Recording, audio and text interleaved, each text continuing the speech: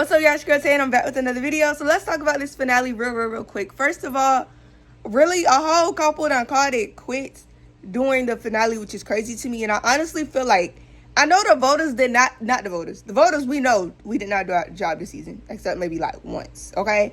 But honestly, I feel like at the end of the day, we should have let the Islanders pick who they felt was the least strong couple, or like the least compatible, and sent them home. And I say this because we get to see the edited, like, you know, a super duper edited version of Love Island in an hour.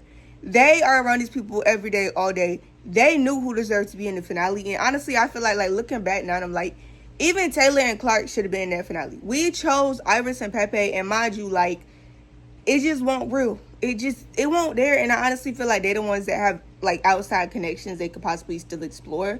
So that's gonna be like interesting to see, you know, what happens with them. Are we getting a reunion? I don't know. I would be down for one though. I feel like but honestly, the interviews to me are better because this is when they just give real, honest.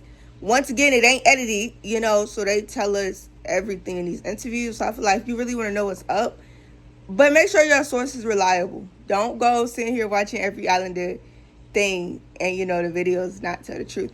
But yeah, so Huda and Chris called it quits. And then when I tell you I saw that clip so many times on my TikTok, I'm like, OMG, this is crazy. But I will say, I did not like the fact that, like, under Chris's Instagram comments, under his last post, and they're probably all Huda defenders.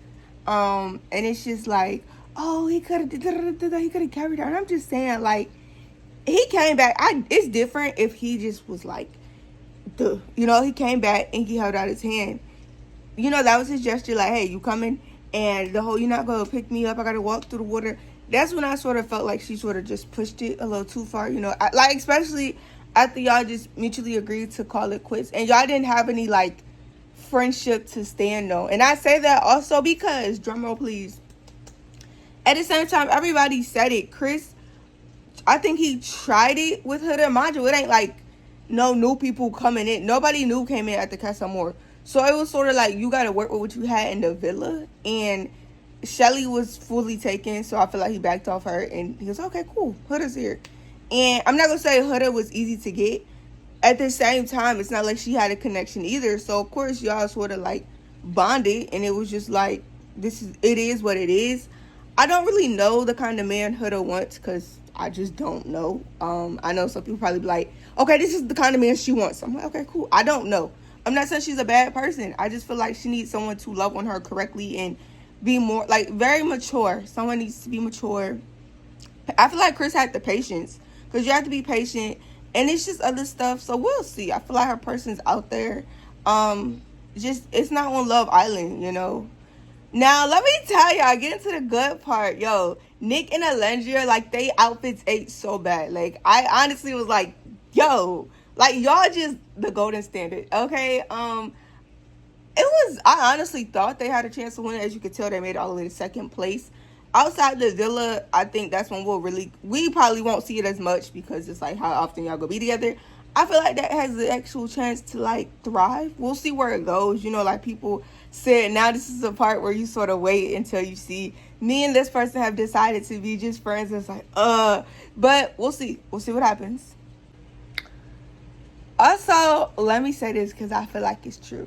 Amaya and Brian would have won either way because, one, I feel like at that point she had the fan vote. Like, last week, there was like, yo, we're just choosing Amaya to win. We're just choosing Amaya to win. No matter who she's with. She could have been with a pine tree. Amaya would have won because she, at this point, is fan favorite to a lot of people. That's cool. I get it because, you know, her personality. She's a dope, she has a dope personality from what I've seen. She's so, look, she's just so like she's like a fresh air. She's fresh air.